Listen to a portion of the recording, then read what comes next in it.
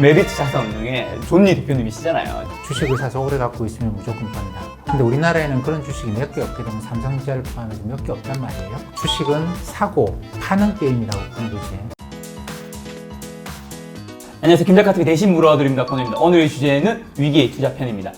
상무님께서 또 이 주식 시장에서 애널리스트나 아니면 증권인을 활동하시는 분들이 또 주식 투자를 별로 안 한다면서요. 네. 이게 무슨 말인가? 이게 고객들한테 주식을 팔고 있는 거잖아요. 예. 그럼 당연히 본인이 예를 들어 고깃집인데 자기가 이 고기가 맛있어야지 많이 먹고 하면서 고객들한테 팔아야 되는 거잖아요. 근데 그게 그렇지 꼭 않다고. 그렇지는 않아요. 증권회사 다니는 사람들이 주식을 네. 많이 할 것이다. 그거는 맞는 이야기는 아닌 것 같습니다. 그게 어떤 의미인가요? 왜냐하면 일반적인 직장인들이나 증권회사 다니는 직장인들이나 크게 다르다고 볼 수는 없어요. 그래도 주식을 다루는. 근데 주식을 그러면 내가 주식을 다룬다고 해서 이걸 더 많이 알 것이냐? 그건 아니거든요. 왜냐하면 주식은 발행하는 회사가 있고 여기는 또 투자자들이 있는데 증권회사에서 봐도 마찬가지인 거죠. 이 투자자들보다 내가 정보가 없어요. 근데 옛날에는 80년대나 이럴 때는 90년대까지 그랬네요. 90년대까지만 하더라도 증권회사 직원들이 주식 많이 했죠. 그러다가 IMF 때 다 망한 거 아닙니까? 증권회사는 그 유명한 이야기들 많아요. 유명한 이야기 많은데 뭐가요? 증권회사 다니는 남편은 주식에서 홀라당 말아먹고 그 부인이 이제 그 집으로 재산을 모으고 그래서 집에 가면 꼼짝도 못한다. 아니 네가 뭐 주식 이야기 한다고? 뭐 이런 집에 가면 그런 이야기를 듣는다 그런 유명한 이야기들이 많습니다. 그만큼 어떻게 보면 우리나라에서는 부동산이 주식보다는 좀 더 안정되고 높은 성장을 보였다는 건가요? 그렇죠. 지난 6.25 전쟁 이후로 계속 부동산이 최고의 자산이었죠. 부동산 다음은 전기예금이었고 주식은 사실 지금 우리가 코스피가 2,000 조금 넘었습니다만 처음 2,000 넘은 게 2007년인가 그래요. 13년 전이거든요. 13년 전. 근데 우리가 7위의 법칙이라는 게 있잖아요. 뭐냐면 내가 1년에 몇 % 수익률로 몇 년을 투자하면 더블이 될 것이냐. 근데 더블이 되는 게 이 몇 %와 몇 년인데 요 두 개를 곱해서 72가 나오면 그게 더블이 된다고 합니다. 가령 그냥 10년을 투자한다 그러면 10%가 아니고 복리의 원칙 때문에 1년에 7.2%씩이 매년 나오면 10년이면 더블이 된다는 거예요. 10%면 10년이어야 될 것 같은데 그건 달리 계산이고 복리라고 하는 거는 원래 내가 100을 갖고 시작을 했어요. 10%면 1년 후에 110이 되겠죠.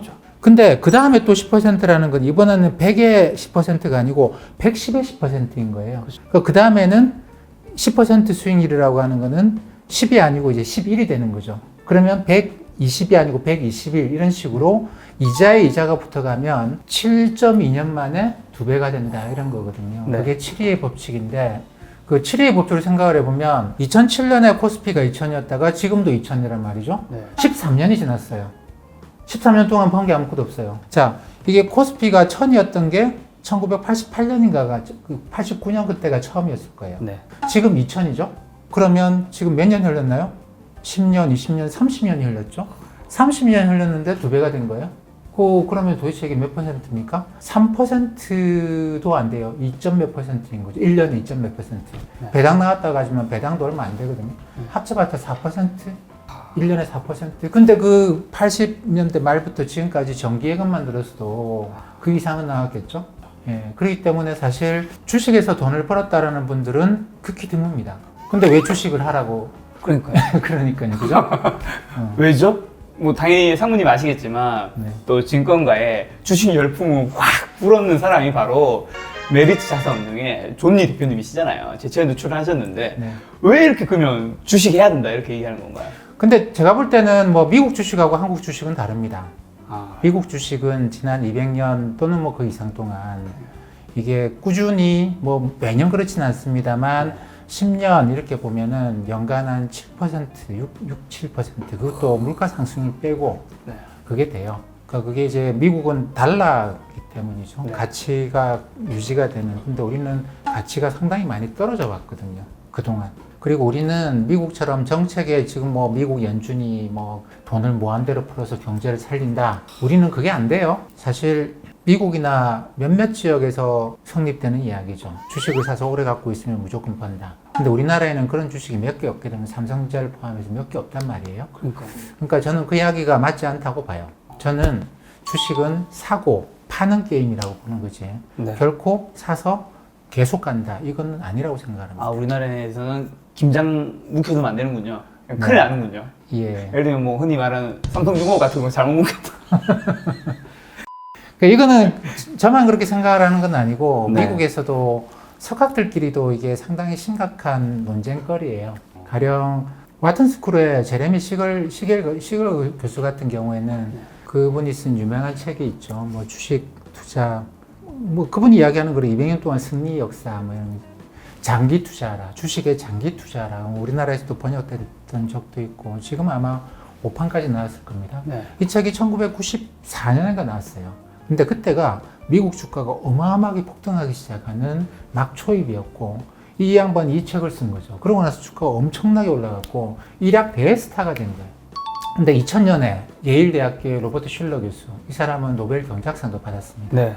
예일대학교 로버트 슐러 교수가 제목이 Irrational Exuberance, 비이성적 과열이라고 하는 책을 출판했어요. 그러면서 이 책에서 뭐라고 이야기를 했냐면 지금 미국의 2000년에 IT 버블 붕괴하기 직전입니다. 미국 주식은 너무너무 비싸다, 역사적으로. 팔아라. 폭락한다. 근데 진짜로 몇 달 있다가 폭락을 한 거죠. 근데 이 두 사람은 사실 대학원을 같이 다녔다고 해요. 아, 그럼 친구겠네요? 예. 지금도 가족들끼리 여름 휴가를 같이 가기도 한답니다. 같이 가기도 하는데 완전히 정반대되는 이야기를 한 거죠. 그것도 완전 최정상의 세계 석학급인 거잖아요. 그렇죠. 한 명은 노벨 경제학상까지 받았어요. 아, 제레미 시겔 교수는 아직 노벨 경제상 못 받았는데 아마 계속 못 받지 않을까 싶은 생각을 합니다. 그러고 난 다음에 이게 제레미 시겔 교수가 얼마나 또 화가 나셨겠어요. 그래서 이분이 2003년인가 이 책에 2판을 냅니다. 주식의 장기 투자라 2판을 내요. 근데 떨어지던 주가가 그 직후부터 또 이제 여기서 바닥을 찍고 쫙 올라가기 시작하는 거죠. 2000년대 중반에 2008년 야. 버블 생길 때까지 올라가는 그 주가를 또 맞춘 거예요.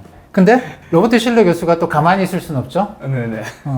제가 또 썼다고 그 또 기회를 노렸습니다. 주가 또 한번 떨어질 때를 노리다가 2006년에 2판을 냈어요. 비이성적 과열 2판을 냈는데 네. 이번 2판에는 앞에 1판에 없던 장을 하나를 추가했습니다. 그게 새로운 장이 들어갔는데 부동산을 넣었어요. 1판은 좀 주식 이야기거든요. 근데 2판에는 부동산 편을 넣어서 뭐라고 했느냐면 주식은 비싸지 않다. 그 당시에 주식을 보면 비싸지는 않아요. 근데 조만간에 미국 부동산이 박살이 날 거고 미국 부동산이 박살나면 다 죽었다는 얘기를 다 죽었다. 근데 정말 신기하게도 2016년에 미국 부동산이 고점 찍고 떨어지기 시작하더니 결국은 이 부동산 문제 때문에 서프라임 모기지 때문에 2008년에 금융위기가 온 것이죠. 그죠. 모든 사람들이 경악을 한 거예요. 이 사람들 1판, 2판이 경악을 한 거죠. 근데 여기서 결정적인 패착이 나옵니다.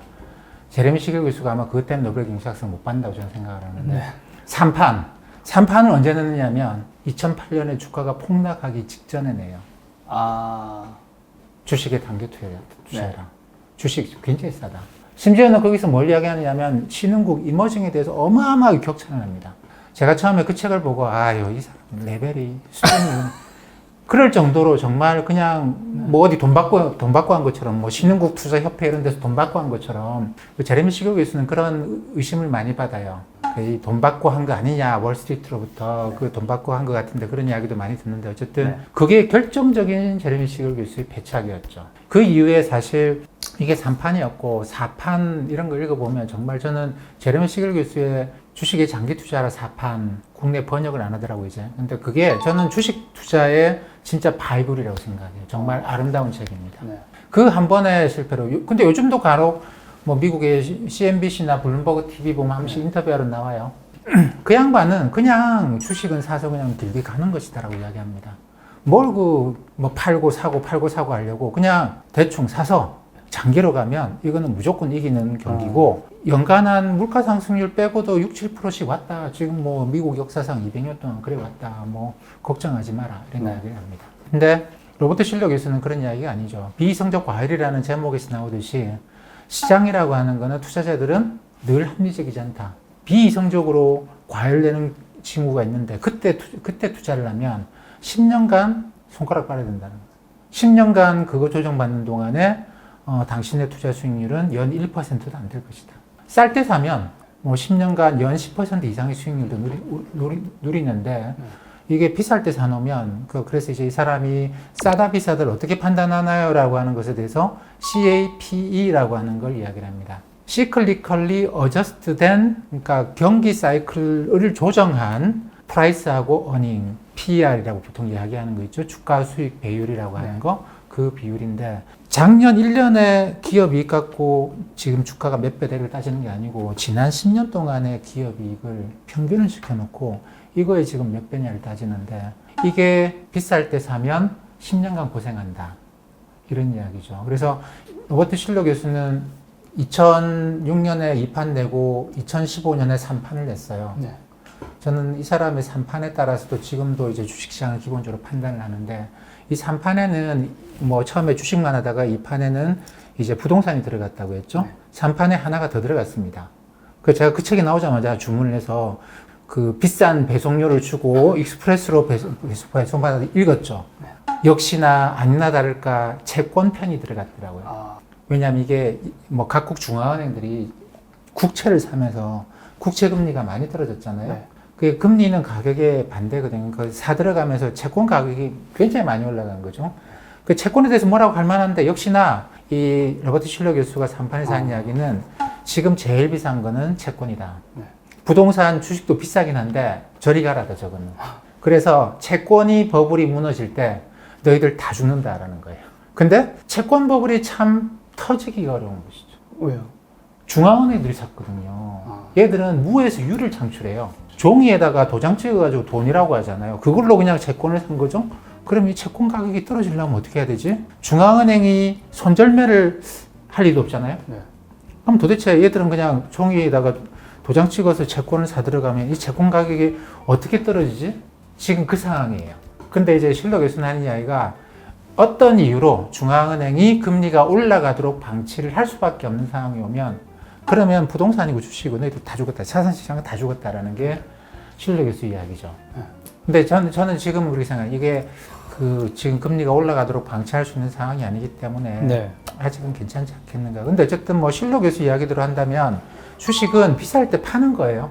쌀 때 사는 거고 비쌀 때 파는 거지 그냥 아무 때나 사는 건 아니죠. 물론 어떤 사람들 그런 이야기 합니다. 그냥 분할 매수하면 내가 월급 받을 때마다 사면 분산 투자가 되기 때문에 아무 때나 사도 코스트 에버리징이 되는 거 아니겠습니까? 이게 적립 펀드 이런 건데.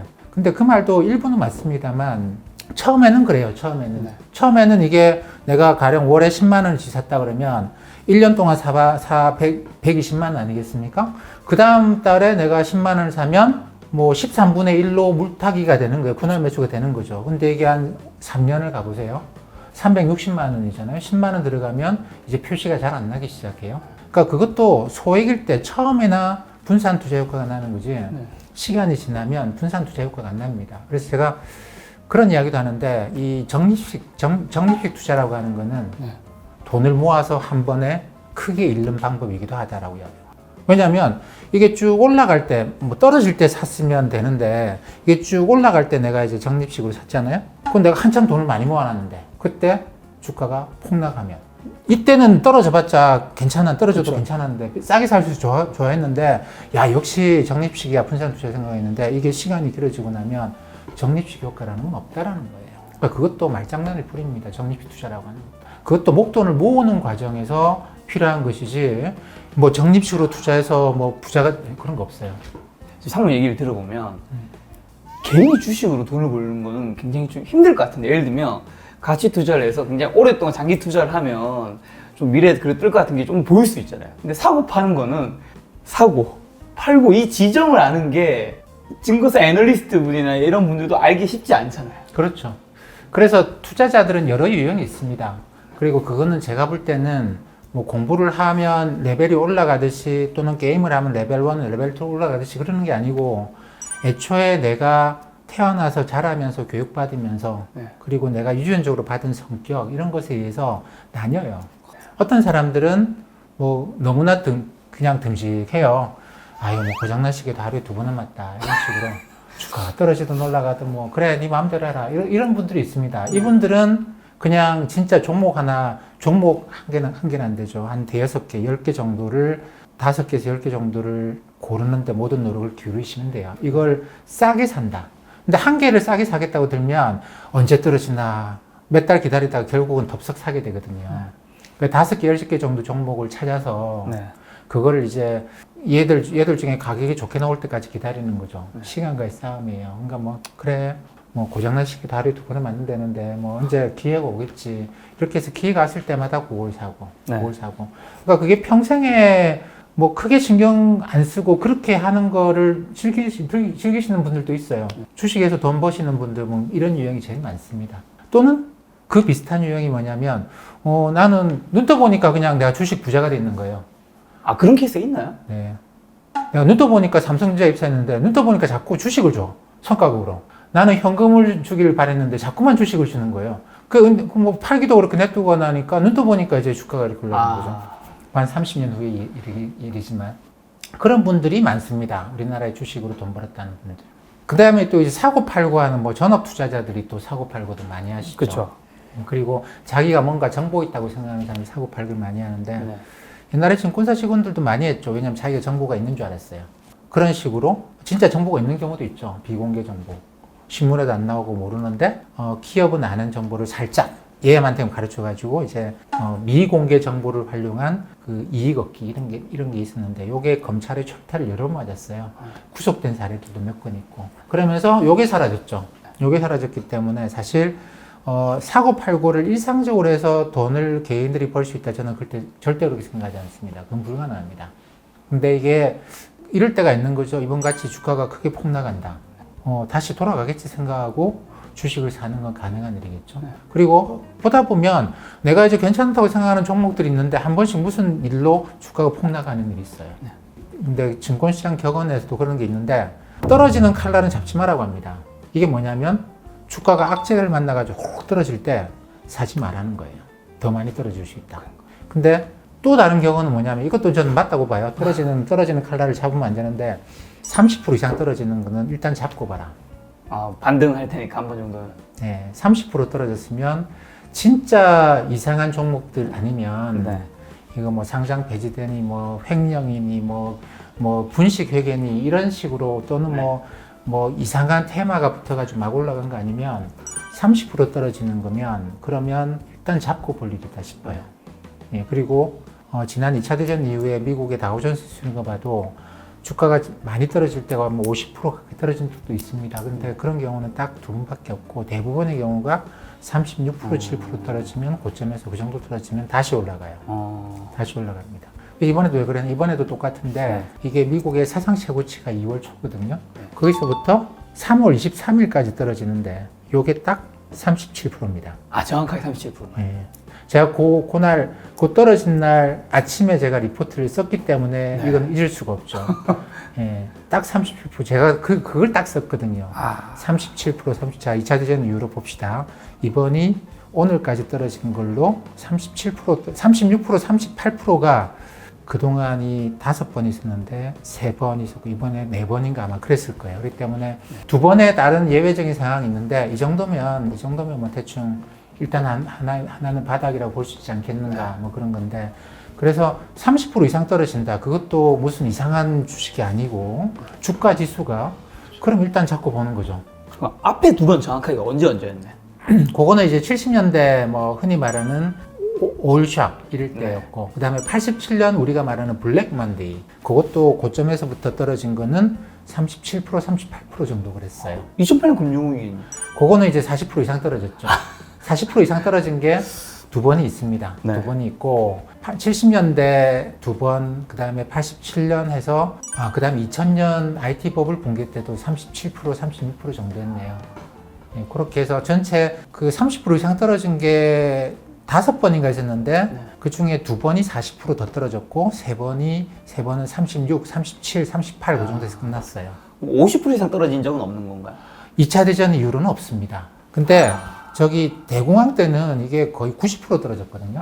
근데 이거는 배제하는 게 좋은 게 왜냐하면 그때는 돈을 찍을 수가 없었어요. 주가하고 주식하고 돈이 있는데 돈은 금이거든요. 당시는 금본위제였기 때문에 금이 갑자기 최고로 안 되잖아요. 돈은 이만큼인데 주가가 이렇게 올라갔던 거죠. 그래서 사람들이 현금을 챙기려고 보니까 이까지 내려와야 되는 겁니다. 그래서 주가가 90%씩부터 떨어졌는데, 근데 지금 세상은 주가가 이게 금이 아니에요. 돈이 이제 그렇죠. 찍으면 돼요. 이렇게 찍으면. 그러면 주가가 돈을 찾아서 떨어지면 이까지 떨어지는 거죠. 그렇기 때문에 2차 대전 이후에 금본위제는 이제 어느 나라도 국내에서 금본위제 안 하거든요. 그렇기 때문에 중앙은행이 돈을 찍어대면 주가 하락을 여기서 막는다라는 겁니다. 근데 그동안은 대부분은 이제 30 몇 프로 그 정도에서 요게 균형을 맞췄다는 이야기죠. 그 지점은 우리가 좀 유념하면 좋겠네요, 앞으로도. 그렇죠. 이것도 뭐 인생 살다 보면 저기 한 10년에 한 번씩은 나오지 않겠습니까? 그러니까요. 30% 떨어지는 게. 계속 10년에 한 번씩 나타나고 있잖아요. 네. 대략. 네. 그러니까 뭐 주식에 대해서 크게 신경 쓰지 마시고 그냥 하시는 일, 취미생활 열심히 하시다가 주가가 30%씩 떨어진다고? 그럼 한번 보시는 거죠. 평소에는 그냥 주식에 관심 안 가지시는 것도 굉장히 좋은 방법입니다. 왜냐하면 피곤해요. 주식에 맞아요. 신경 쓰면 아침 9시 되면 눈이 떠집니다. 네. 밤에 잠 못 잘 때도 많아요. 아니, 그럼 지금 상무님 얘기 들어보면 개인이 주식 투자로 돈 버는 건 좀 별로 추천 안 하시는 입장인 것 같네. 유형이 여러 가지가 있는 거죠. 네. 그런 분들도 계시고 또 이제 이게 너무 재밌는 사람들이 있어요. 네, 이게 너무 재밌습니다. 경제를 알아가고 그리고 저는 그래서 주식 투자를 많이 권하는 편이에요. 근데 뭐 많은 분들은 이론적으로 연세가 드신 분들한테 주식 투자하지 마시라고 하거든요. 왜냐하면 그 부가 날아가면 어떻게 하라고 이제 만회할 시간이 없잖아요. 그래서 젊을 때 주식 많이 하고 나이가 들면서는 채권을 많이 하고 주식을 줄이라고 이야기하는데 저는 80대 할머니 할아버지들한테도 저기 표정을 보면 별로 이렇게 사람들하고 대화를 잘 안 하는 것 같고 그러면 제가 가서 꼭 권합니다. 많이는 마시고요. 딱 5%만 주식을 해보시면 어떻겠습니까? 젊은이 왜 그렇게 해야 된다고 생각해? 이게 참 재밌습니다. 주식을 하기 시작하면요, 뭐 바이오 요즘 기업에 듣고 이게 관심이 가게 돼 있습니다. 내 돈이 걸려 있기도 하고. 근데 이게 5%이기 때문에 경제 위기가 온다고 하더라도 삶에 아주 심각한 타격을 주지는 않아요. 근데 그만큼은 어떻게 보면 위험 부담을 하지 않고서는 내가 얻을 수 있는 게 없죠. 근데 그만큼 위험 부담을 하기 때문에 사람들하고 대화를 나누게 됩니다. 네. 손주들한테도 뭐 공부 잘하냐, 뭐 결혼은, 직장은 뭐 이런 거 묻기 시작하면 손주들이 대화를 안 하려고 그래요. 안 보려고 합니다. 근데 손주들 보고는 그런 대화 하지 마시고요. 뭐 이번에 내가 주식을 샀는데 이런 걸 샀는데 넌 어떻게 생각하니? 이렇게 대화를 나눠보십시오. 이게 삶이 달라지지 않겠습니까? 그게 저는 이제 나이가 들어갈수록 세상에 대한 문이 갈수록 좁혀져 간다는 저도 느끼거든요. 근데 이걸 다시 열 수 있는 더 열 수 있는 방법은 내가 주식을 하면서 세상 모든 일에 관심을 갖는 거예요. 저는 그게 너무 좋습니다. 저는 주식이 돈 벌 수 있는 재테크로서 좋은 게 아니고 이게 뭐 그런 거 있잖아요. 전에 영화 무슨 영화였죠? 살아있네 뭐. 범죄 하정 나온 거. 예. 하정 나온 거요. 내가 돈을 벌면서 살아있다는 느낌을 받는 분들도 있다고 하는데 연세 많은 자산가들 만나보면 그런 분들도 계시지만 이게 뭔가 돈을 버는 돈이 더 늘어나는 게 아니고 거기서 내가 이겼다, 내가 승리했다, 내가 생각한 게 통하네 이런 거가 이제 사람들한테 굉장히 큰 기쁨을 주는 걸 제가 발견을 했죠. 뭐 그래서 돈을 얼마나 버는가가 중요한 게 아니고 야 세상이 이렇게 돌아가네 그 재미가 저는 굉장하다고 봐요. 그렇기 때문에 지금 뭐 해외여행 가기도 좀 어렵지 않습니까? 그렇죠. 이거 몇 년 동안 이럴지도 몰라요. 맛집 다니기도 이게 참 좀 쉽지 않아요. 쉽지 않습니다. 그럼 게임만 하시겠습니까? 저는 그래서 주식을 하라고 권해드려요. 진짜 이거는 룰을 정해놓고 게임에 룰이 있는 상황에서 어떤 분들은 도박이라고 하시는데 도박의 성격이 없는 건 아닙니다만 저는 이제 도박의 성격이 이 주식 투자에서 한 10% 정도는 있다고 봐요. 그 이상은 아니라고 생각합니다.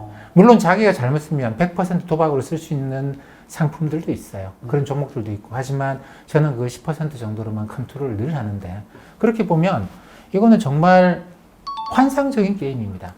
저는 주식 투자가 국민적인 게임이 됐으면 좋겠어요. 예. 근데 이제 아니 한국 주식은 지난 30년 동안 2배밖에 못 올랐다면서 앞으로는 안 그런다는 보장이 있나? 네, 보장 없습니다. 그래서 글로벌하게 저는 한국 주식을 그렇게 많이 권하는 편은 아니에요. 한국 주식을 물론 하셔야 되겠죠. 왜냐하면 한국 주식 기업들 하는 게 재밌으니까. 네. 근데 뭐 전 세계 별의별 거 이야기 다 하잖아요. 우리 테슬라가 어떻고 뭐 다 이야기 하잖아요. 그런 주식들이 저기 널려 있거든요. 요즘 테슬라 장난 아니더라고요. 어제도 7%가 급등했어요. 그러니까요. 제가 가지고 있는데 오, 이것도 한 가지 방법이죠. 이것도 한 가지 방법이에요. 저점에 잡았습니다. 오, 지난번에 300달러 떨어질 때 잡으셨어요? 네, 400달러 때 원래 제가 작년에 미국 갔을 때 미국에 테슬라 너무 많은 거예요. 제가 한국 사람을 3명을 만났는데 다 테슬라 타는 거예요.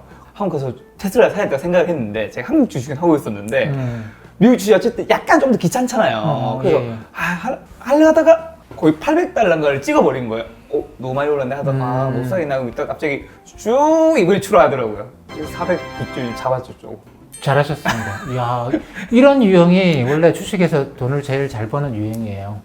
어떤 유형인데? 그 기다릴 줄 아는 거죠. 그러니까 자기는 사실 이건 기다리는 거 아니야. 자기는 딴 거 하고 있다가 여기다 요만큼 이렇게 그 책갈피 하나 끼워 놓듯이 내 기억 어딘가에 끼워 놓은 거예요. 그러다가 이제 한번 그렇다고? 그러면 사는 거죠. 근데 그때 가서 야 주가가 많이 떨어졌대. 한번 사볼까? 그때부터 기업을 보기 시작하면 늦죠. 다 떨어질 이유가 있어요. 다 망할 것 같아. 맞아. 근데 내가 그 전에 봐둔 기업은 야, 지금 상황이 그렇지. 됐네. 그래서 사기 위해서 기업을 보는 게 아니고 내가 딱 그런 식이에요. 책갈피를 끼워 놓기 위해서 기업 보는 거죠. 그리고 이제 그런 일이 생기면 내 기억 속에 딱 책갈피가 있기 때문에 나옵니다. 사자. 근데 다른 사람들이 말리죠. 야, 지금 큰일 났어. 지금 경제 위기가 이게 1929년 대공황 최악이래. 너 미친 거 아니야? 이렇게 나오거든요. 몰라. 내 기억 속에 지금 책갈피가 들어가 있는데 나 어떻게 해야 돼? 그냥 사는 거죠. 사모님은 어쨌든 우리나라 가장 저점일 때 사모님 주식을 좀 ETF도 어느 쪽이 좀 사셨나요? 아니면 저는 그때 떨어지는 주식을 그대로 갖고 있었습니다. 왜냐면 그때 주식이 그렇게 많은 상황은 아니었어요. 떨어질 때 그 전에 갖고 있던 주식을 그대로 갖고 있었고 네. 한 번씩은 그런 훈련도 필요하거든요. 그러니까 내가 느끼는 공포감. 그러니까 저는 이제 그때 어떤 생각을 했냐면 그래 이 정도 주식을 갖고 있으면 내가 최악의 상황이 와도 30% 이상 떨어져도 공포감을 느끼지는 않을 거야라는 생각을 하고 있어서 그냥 들고 이제 떨어지는 거죠. 왜냐면 그때는 전혀 그런 생각을 아무도 못했지만 이런 식으로 V자형 반등하는 경우도 있어요. 그동안 몇 번 있었거든요. 사실 9.11 테러 나고도 2001년 폭락했다가 그대로 지금보다 더 빠른 속도로 V자형 반등을 해버립니다. 그런 경우가 있었기 때문에 올라갈지도 모르기 때문에 그냥 갖고 있었죠. 근데 1400에서 더 사진 않았어요. 왜냐하면 저도 경제를 보는 사람 입장에서 굉장히 위험천만하거든요. 그렇죠. 물론 그 이후에 뭐 연준이나 뭐 각국 정부가 어마어마한 노력을 했기 때문에 그런 것이지 그때 시점에서는 이걸 주식을 더 사자. 뭐 흔히 말하는 풀 매수, 몰빵하자 이렇게 생각하기는 쉽지 않아요. 근데 그런 분들이 간혹 있긴 있습니다. 근데 옛날에는 그런 분들이 많았는데 이번 국면에서는 제가 여러 군데 다니며 느껴본 게 그런 분들이 잘 없어요. 저점에서 몰빵하신 분들은 거의 못 본 것 같습니다. 왜 옛날에 있는데 지금 없는 건가요? 사람들이 너무 많은 걸 보는 거죠. 다 너무 여러 가지를 참고한다는 건가요? 네, 너무 많은 걸 보고 너무 많은 뉴스를 보는데 그러니까 한 10가지를 참조하면 2가지를 참조하면 한 가지는 배어. 그러니까 올라간다 떨어진다. 세상 망할 거야? 아니야. 이러다 좋아질 거야. 네. 이렇게 되거든요. 근데 이게 10가지가 되면 5명이 배어, 5명이 불이 되는 게 아니고 10명이 되면 9명이 배어, 1명이 그대로 불입니다.